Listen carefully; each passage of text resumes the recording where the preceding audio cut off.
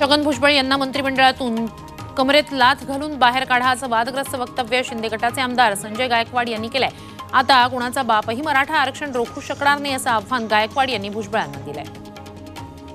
महाराष्ट्रातील बहुसंख्य असलेल्या मराठा समाजाला ओबीसीच्या मध्ये प्रमाणपत्र देण्याची भूमिका सगळ्या सोयऱ्यासहित महाराष्ट्राच्या राज्याचे मुख्यमंत्री एकनाथ शिंदे यांनी घेतली।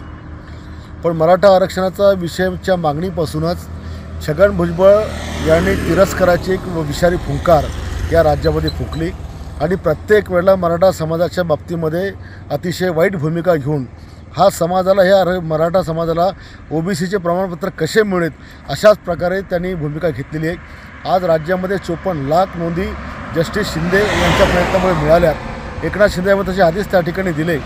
39 लाख लोकांना सर्टिफिकेट इश्यू झाले, परंतु त्यांना प्रमाणपत्र देऊ नये याच्याकरता भुजबळांनी आव्हान केलं की तुम्ही समाजा ओबीसीच्या लोकांना की आपण आव्हान करा आणि जास्तीत जास्त हरकत याच्यामध्ये घ्या, जेणेकरून मराठ्यांना हे प्रमाणपत्र मिळायला नको।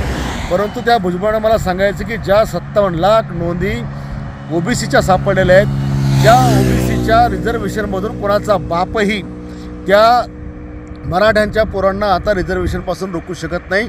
तो त्यांचा हक्क आहे। 70 वर्षापासून ते या विषयाकरता वंचित राहिले आणि म्हणून भुजबळ सरकारमध्ये राहून माझ्या मुख्यमंत्र्यांना विरोध करून जर मराठा समाजाच्या विरोधामध्ये भूमिका घेत असतील तर माझं मुख्यमंत्र्यांना आव्हान आहे की याच्या कमरामध्ये लाथ घालून याला मंत्रिमंडळाच्या बाहेर काढा।